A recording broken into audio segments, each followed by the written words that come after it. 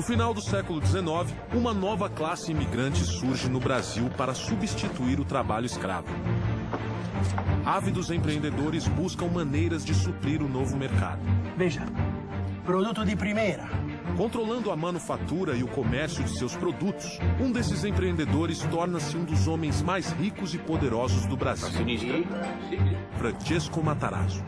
Hoje eu sou o maior comerciante de farinha de São Paulo. Com um moinho, eu vou ser o único fabricante. A construção de seu imponente moinho é um marco nacional e contribui decisivamente para o desenvolvimento do Brasil.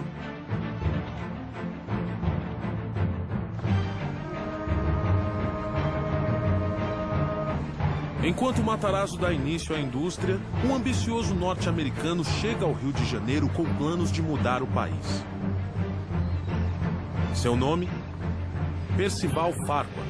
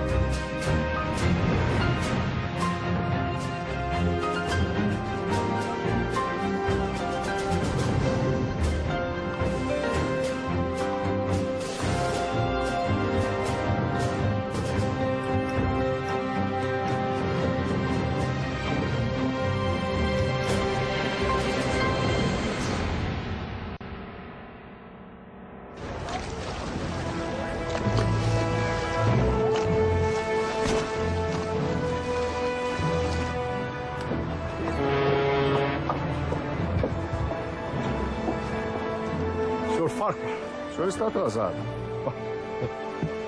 Bem-vindo ao Brasil. Como é que foi a viagem? Como todas as viagens, senhor Martins. Por favor.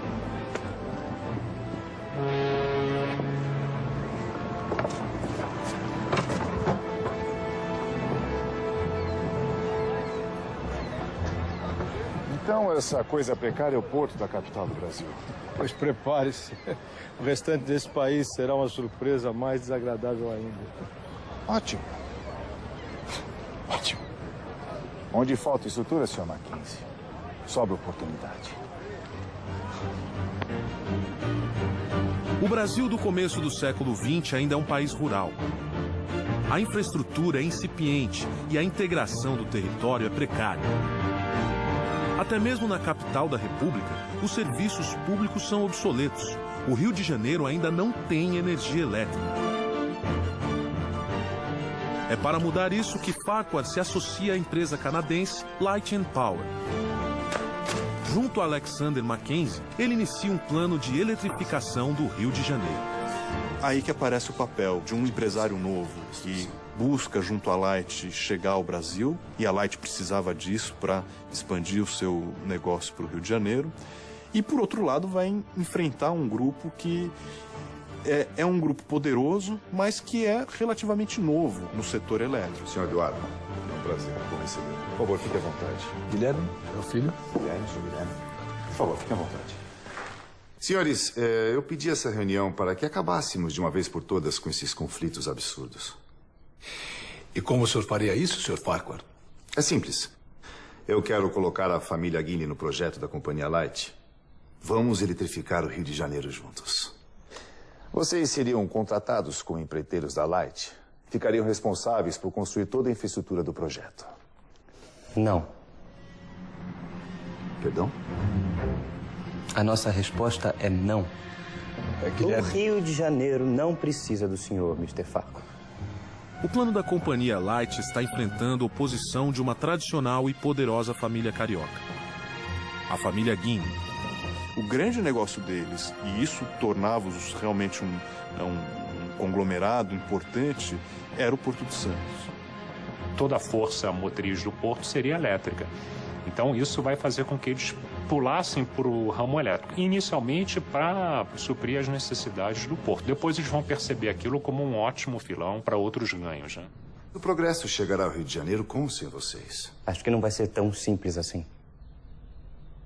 É bem provável que que o senhor não tenha conhecimento do decreto antimonopólio?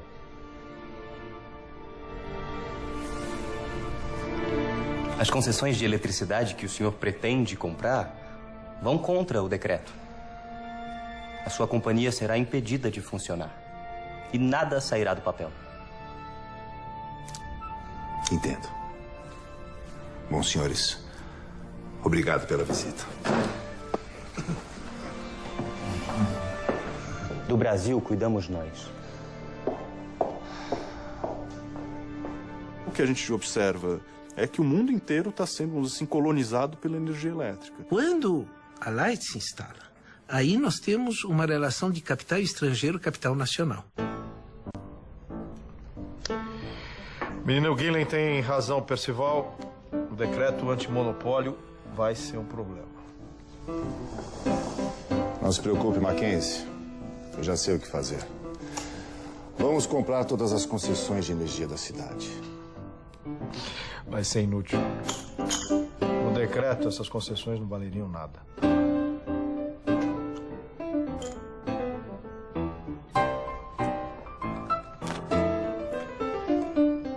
Full House.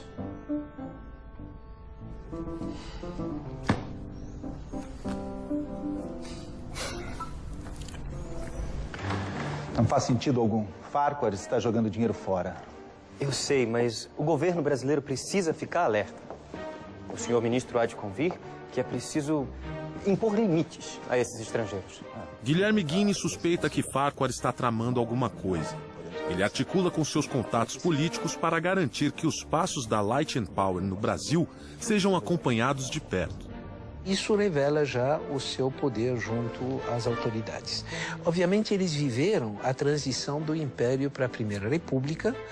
Parecia que eles podiam sofrer as consequências disso, mas tudo se demonstrou que poderiam continuar trabalhando como trabalhavam com o Império, começar a trabalhar com a Primeira República. Temos ser portador de más notícias, Sr. Farquhar. A companhia Light infringiu o decreto antimonopólio do governo brasileiro. Portanto, a partir de agora, a sua companhia está impedida de prestar serviços de fornecimento de energia elétrica para o Rio de Janeiro. É uma pena. Pensar que uma cidade tão importante como o Rio de Janeiro ficará sem energia elétrica me deixa entristecido. Afinal, eu detenho todas as concessões e não posso usá-las. Teremos que deixar o Rio de Janeiro no escuro por muitos e muitos anos, Sr. Miller. E é provável que todas as outras cidades no Brasil estejam eletrificadas. Enquanto o Rio, a capital da República, permanecerá nas trevas. Poderá até ser conhecida como a capital das trevas. Seria hilário, não seria, Sr. Ministro? Mas, sinceramente, eu espero que esse imenso atraso no progresso do país não recaia sobre o senhor. Afinal, lei é lei. O senhor está apenas as cumprir e ninguém poderá culpá-lo por isso. As leis estão sempre visando o melhor para o país. Não é verdade?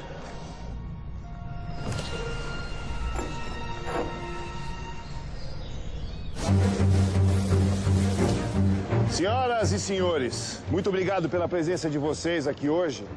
Hoje é um dia muito especial para o Rio de Janeiro, que finalmente sairá das trevas. O decreto antimonopólio é derrubado. A eletrificação do Rio de Janeiro começa. E tudo está nas mãos de Farquhar. Bem-vindos ao progresso.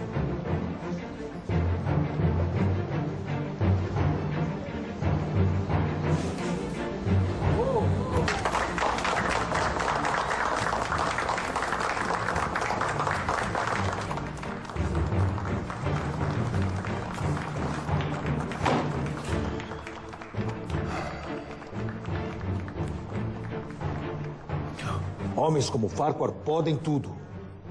Inclusive destruir a nossa família.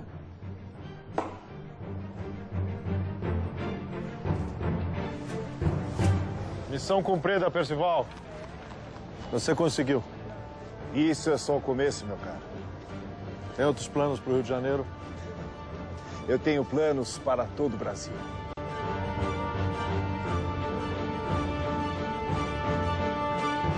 Percival Farquhar chega ao Rio de Janeiro em 1905, atraído por oportunidades de negócio que um país sem infraestrutura proporciona. Onde falta estrutura, Sr. Mackenzie, sobra oportunidade. Seu primeiro projeto é eletrificar o Rio de Janeiro através da Light and Power Company. Mas seus planos esbarram no nacionalismo de um ambicioso jovem brasileiro, Guilherme Guinle. Do Brasil cuidamos nós.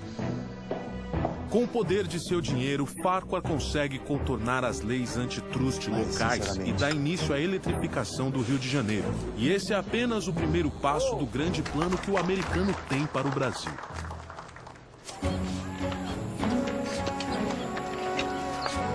Meus planos para esse projeto terminam aqui, Mackenzie.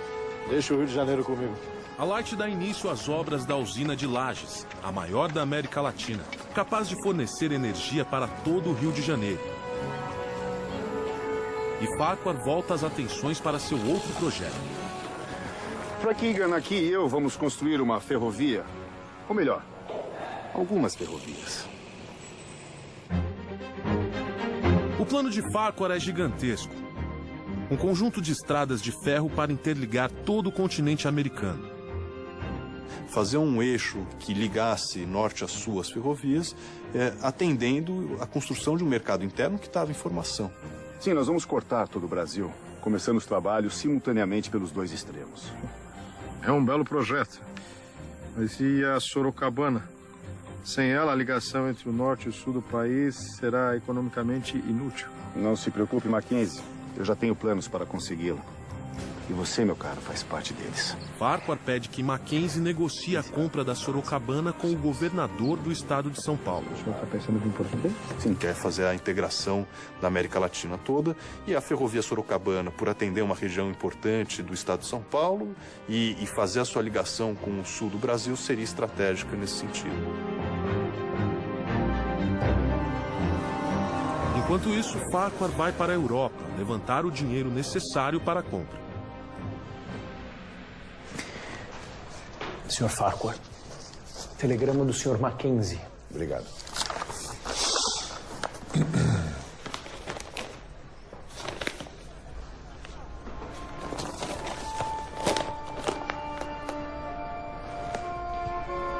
Algum problema, senhor? Os ingleses fizeram uma oferta, vão comprar Sorocabana. Mas sem essa ferrovia, o seu projeto fica inviável. Frank, me dê o Jornal da Manhã.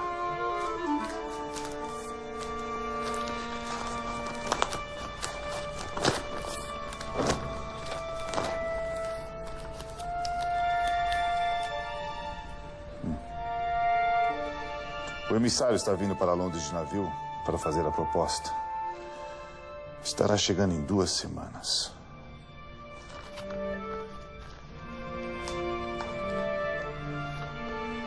E qual o plano? Mande um telegrama imediatamente para o Mackenzie no Brasil e descubra quanto os ingleses estão pagando.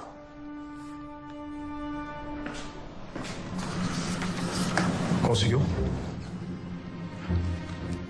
Mackenzie utiliza seus contatos para descobrir o valor da negociação da Sorocabana.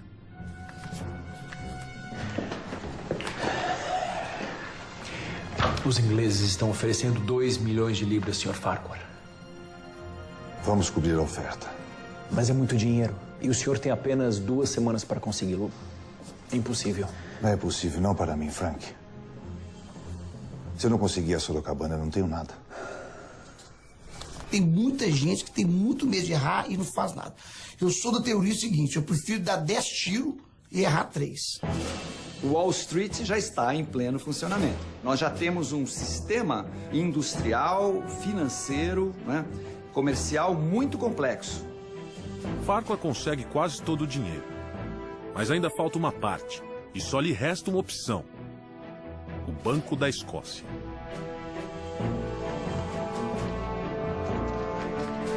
Só um segundo, Sr. Farquhar.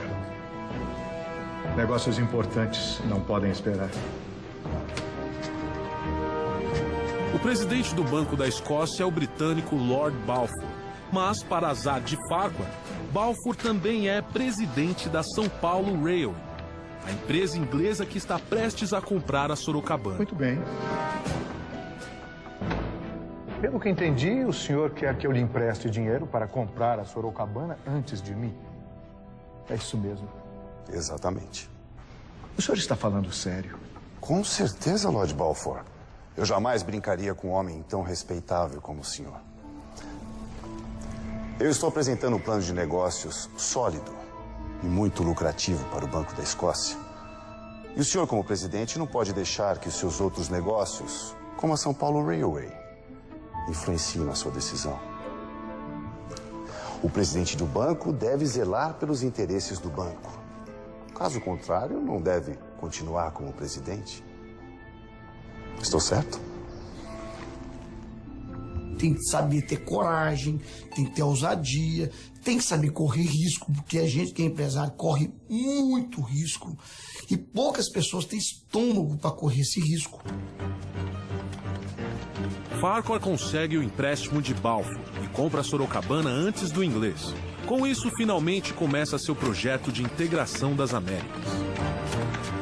Farquhar funda uma empresa única para cuidar de todas as suas ferrovias. Estamos falando da Brazil Railway Company, que dará impulso à construção da Madeira Mamoré entre 1907 e 1912, e o foco era a exportação da borracha para os mercados, tanto para o mercado norte-americano, mas principalmente para a Europa.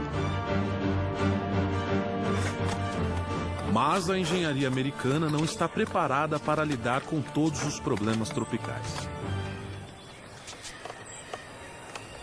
São 23 quilômetros até lá. Quanto tempo levará para concluir esse trecho?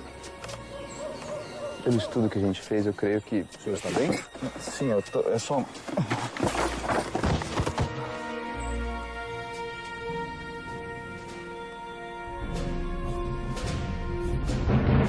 Belo projeto. Percival Farquhar dá início à grande obra de sua vida. Uma malha ferroviária integrando as Américas. Nós vamos cortar todo o Brasil, começando os trabalhos simultaneamente pelos dois extremos. Mas a impossibilidade de conseguir a concessão da ferrovia Sorocabana quase coloca tudo a perder. Com sua habilidade de levantar capitais, Farquhar consegue comprar a Sorocabana e inicia as obras da sua grande ferrovia. Mas depois de superar os obstáculos políticos e financeiros, ele se depara com um inesperado desafio tropical.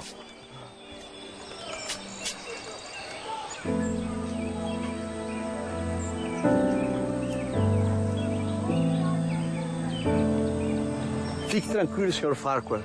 Em 30 dias a epidemia estará controlada. Sr. Lovelace, em um mês eu já terei cancelado a minha obra. Uma epidemia de febre amarela atinge as obras da ferrovia Madeira-Mamoré. Nós estamos falando de uma floresta, né, tropical, úmida, de condições difíceis do ponto de vista da permanência. Centenas de trabalhadores são contaminados, provocando grandes atrasos. O que acha? Sr. Farquhar, estamos enfrentando problemas. Problemas com a malária. Malária aqui também? Não aqui, senhor. No Rio de Janeiro. Sim, Frank. Mas o que eu tenho a ver com isso?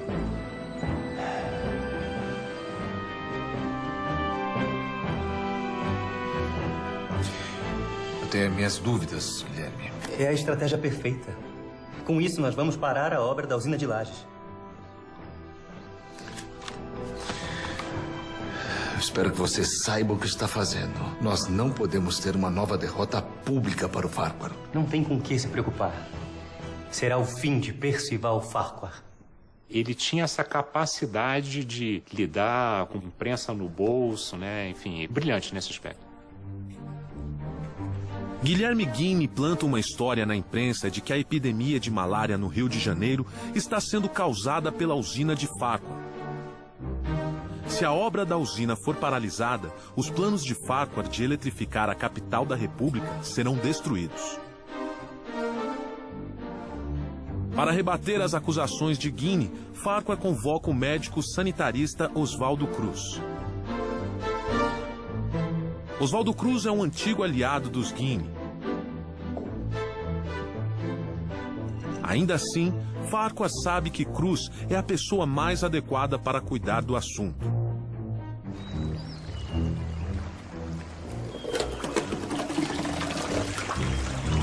As obras são paralisadas até que o veredito seja dado pelo sanitarista.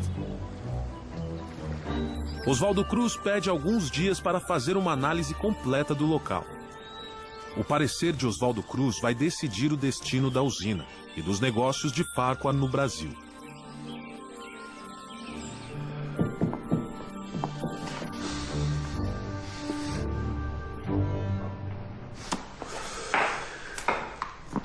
O que ele disse? A usina foi absolvida. Somos inocentes. Ótimo. Obrigado por essa notícia hoje. Prazer, Sr. Farquhar. É inacreditável. Eu não consigo entender por que Oswaldo Cruz nos trairia dessa forma. Ele não traiu ninguém. Oswaldo Cruz fez o que tinha que fazer. Chega de jogar o nome da nossa família na lama. Você vai para Salvador, Guilherme. E vai ficar por lá. Então, Guilherme ganha o direito de representar os negócios da família Guinea em Salvador. Ou seja, prêmio pra lá de consolação.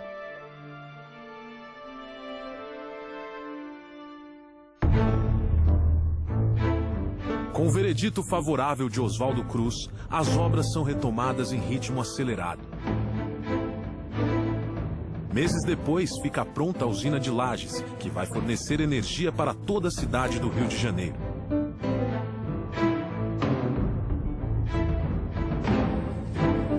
E Farquhar, triunfante, volta suas atenções para a Brazil Railway. Impressionado com a integridade de Oswaldo Cruz, Farquhar chama o médico brasileiro para cuidar da febre amarela no trecho Madeira-Mamoré, passando por cima de seu conterrâneo, Carl Lovelace.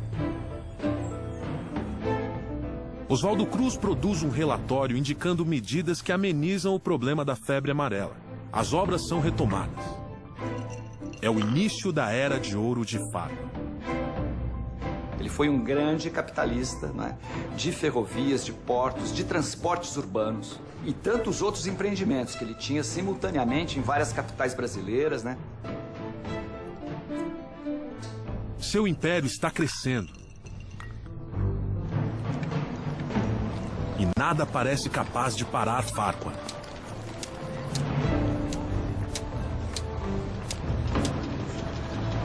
Até que um golpe do destino muda tudo.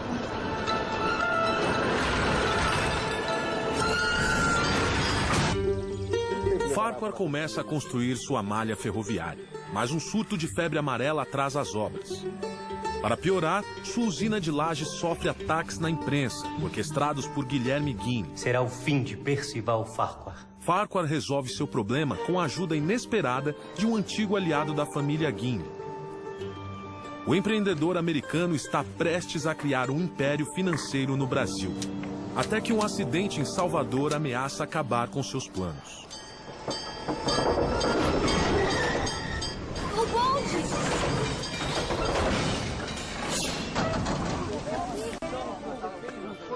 Você tá vivo?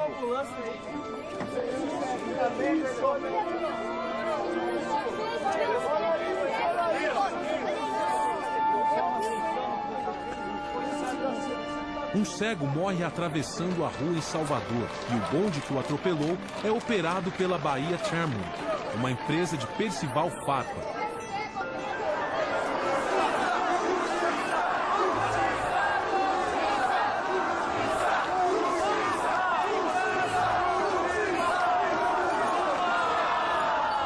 A morte acidental causa revolta em toda a cidade e a população protesta nas ruas contra a Bahia Tramway, o americano que está por trás dela. Que exagero.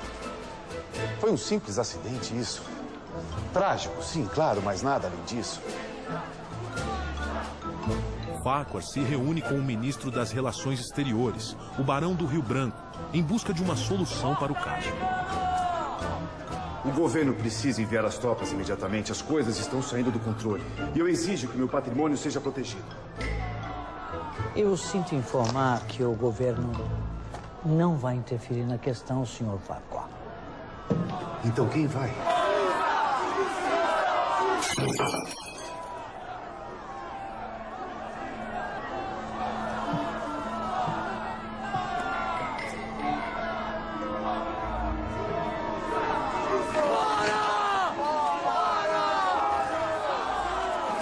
E um homem espera que a revolta ganhe proporções ainda maiores. Ele se aproveita desse momento para mostrar a insensibilidade do capitalista estrangeiro, que tratou muito mal daquele acidente, e da sensibilidade do capital nacional. Esse é um caso onde se demonstra o senso de oportunidade do Guilherme. Aproveitando a crise, Guilherme consegue tirar a concessão dos bondes de Farquhar em Salvador. A Light and Power perde seus negócios na cidade e a imagem de Farquhar fica profundamente arranhada. Justiça! Justiça! Justiça! A Light entra com processo contra o município para reaver então esses bens que teriam sido depredados nesses dias de comoção. A Light chega com uma conta no município e o município fala, olha, de multa que você tem pela prestação de maus serviços é praticamente o mesmo valor ou maior do que o valor que você está nos apresentando. E aí é o espaço para o Guilherme Guinle expandir os seus negócios.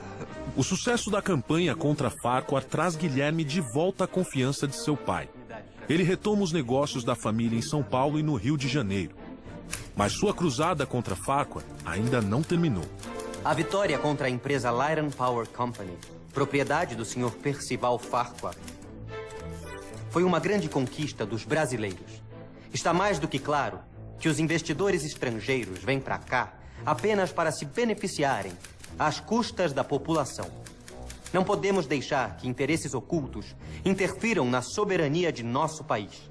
O Brasil para os brasileiros. Pouco insignificante. Devemos tomar uma atitude. Não. Deixe o brasileiro com suas migalhas. Temos coisas mais importantes para resolver. Prepare suas coisas. Vamos voltar para Brasil Railway.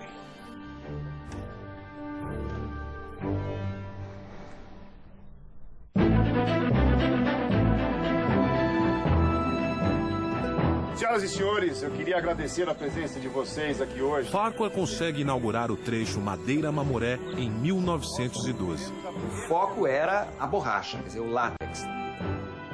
Essa extração, então, depois é concentrada, é levada para algumas vilas, para algumas cidades, né? E transportada, através da ferrovia, até navios de grande calado. A navegação se fazia, então, através do Rio Madeira e depois do Rio Amazonas, até Belém do Pará. Então, o Farquhar estava, vamos dizer, envolvido em vários e vários investimentos, né? Porque nós, os brasileiros, serão o futuro. Muito obrigado a vocês.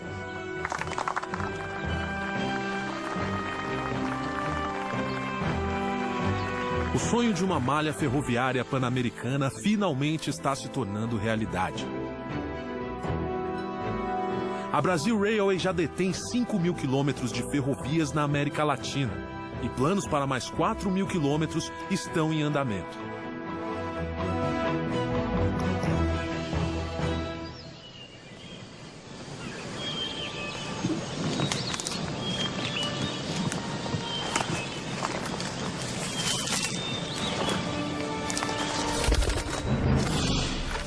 Pelotão, alto. Cabo. Quanto falta até aí, Dani? 5 quilômetros, senhor. Ótimo. Aqueles rebeldes não vão nem ver o que os atingiu.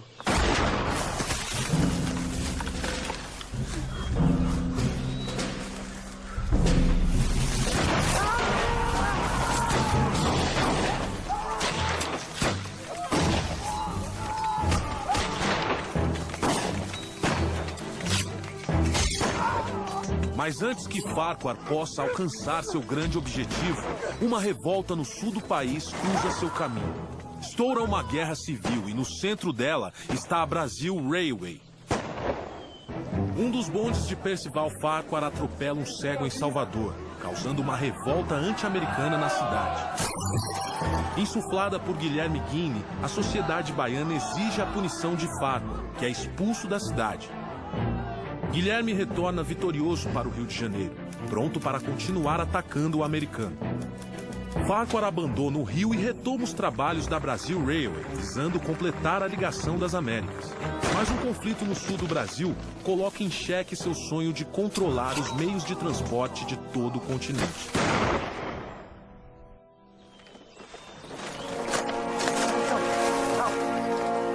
Cabo, quanto falta até aí, Dani?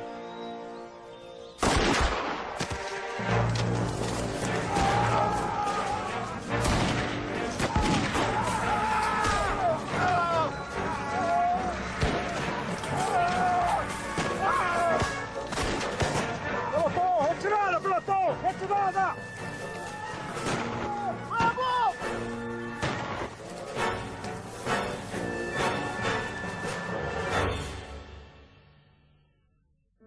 Em Santa Catarina começa uma revolta de camponeses que perderam suas terras para a Brazil Railway.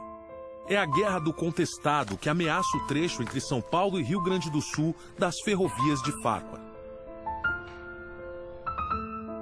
Com a companhia ferroviária, que é a Brazil Railway, que é todinha coordenada, né, por técnicos e engenheiros que vêm dos Estados Unidos e da Alemanha, né, você tem ali um controle sobre os territórios e uma invasão sobre as terras indígenas, sobre as terras camponesas, que vão sendo empurrados e que se organizam para defender sua terra e reagem, né, chamando os seus valores, a sua religiosidade.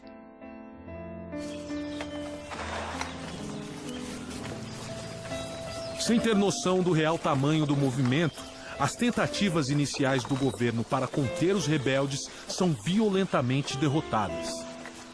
Fica claro que essa será uma guerra difícil e sangrenta.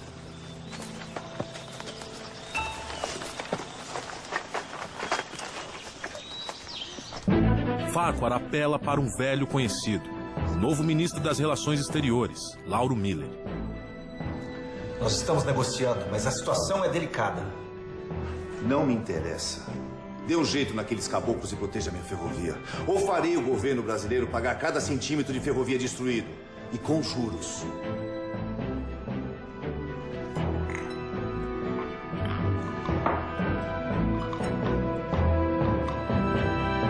Lauro Miller ajuda Farquhar enviando tropas federais para reprimir a revolta.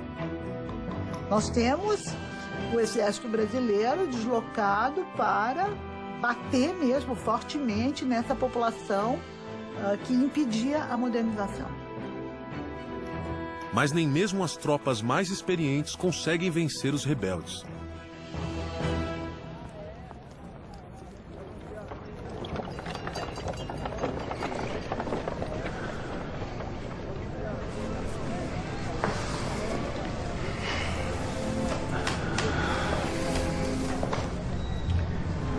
Seu pai foi um bom homem, Guilherme.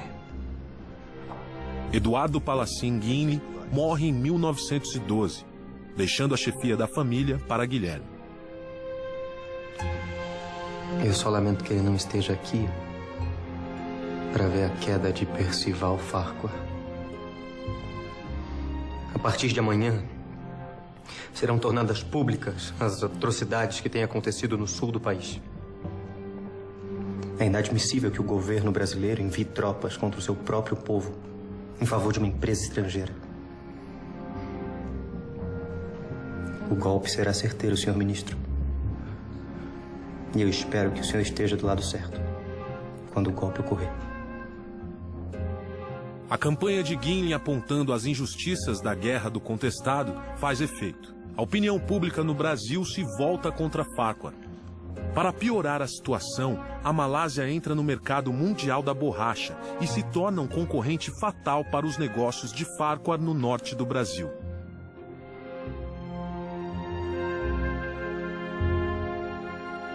A partir desse momento, o Farquhar vai ter, acho que, talvez um primeiro grande baque, né, nos seus negócios. Esse país foi um erro. Todos os meus negócios estão ruindo. Nem todo, Sr. Farquhar. A Brazil Railway continua operando no azul. Você verificou os relatórios mais uma vez, Iga? Tem certeza dos números? Certeza absoluta. Aquela ferrovia está em meio a uma guerra. Eu não consigo entender como ela pode estar dando lucros. É uma empresa sólida. E vai ser minha salvação. Percival, é melhor você pensar bem no seu próximo passo.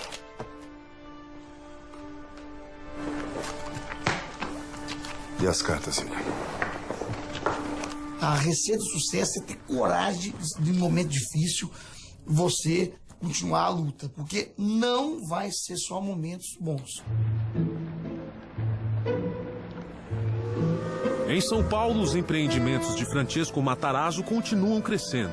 Ele funda a Indústrias Reunidas Fábricas Matarazzo, que engloba todos os seus negócios.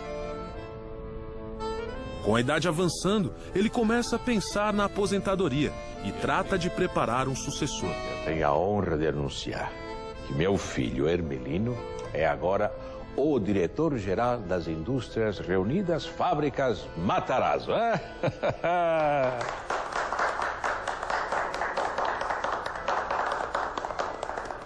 Agora, o chefe da família é você.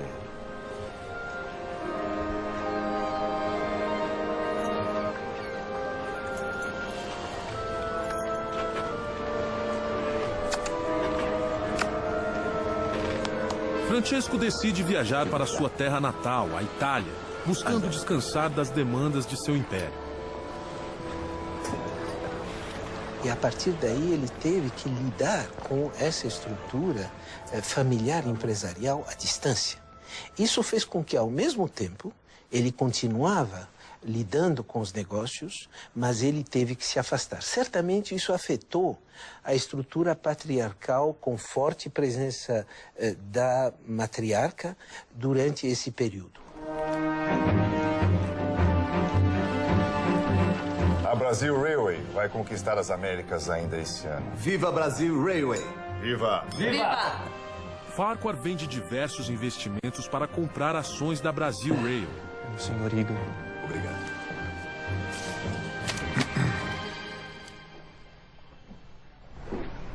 Algum problema, Percival?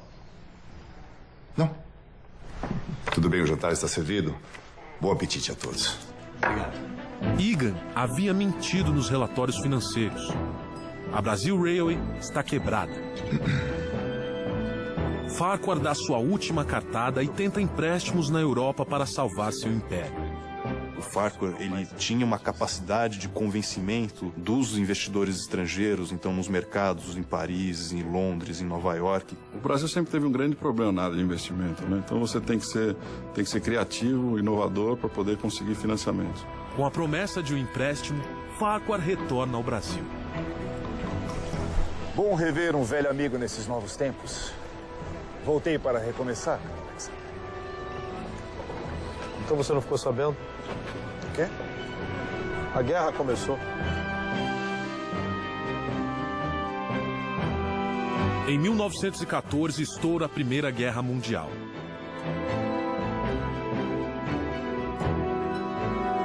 O conflito abala a economia mundial e o empréstimo de Farquhar é imediatamente cancelado. O americano que veio para o Brasil construir um império, agora não tem nada. O Brasil realmente não é para amadores. Não adianta tentar na sorte, só que não vai acontecer. Tem que entender profundamente daquilo que você faz para tentar minimizar os erros e que os acertos sejam maiores que os erros. Guilherme fica satisfeito de ver Farquhar fracassar no Brasil. Mas ele não tem tempo de comemorar. Devido à guerra, o Porto de Santos perde muito movimento.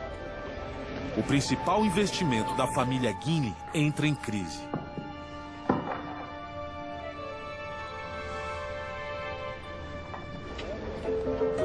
Enquanto a maioria sofre durante a Primeira Guerra Mundial, um imigrante italiano está determinado a lucrar com ela. Giuseppe Martinelli chegou ao Brasil pobre, mas cheio de ambição. Em alguns anos, fez fortuna no país, importando principalmente bebidas.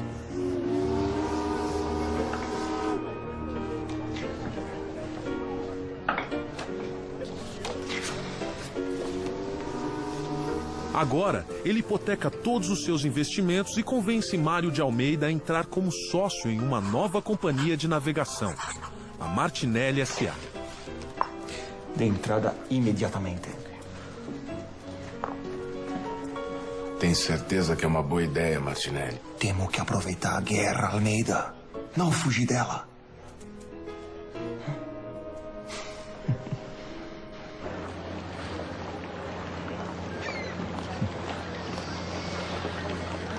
Esses navios já foram uma mina de ouro e agora ficaram inúteis. Esse país pode te destruir, Sr. Martinelli. Ou te deixar rico, se você souber jogar suas cartas. O que o senhor pretende fazer com os navios? Você sabe que eles não foram feitos para o mar. Eu sei. Nós estamos muito longe do Rio Madeira. Eu não vou navegar pelo Rio Madeira. Eu vou atravessar o Atlântico.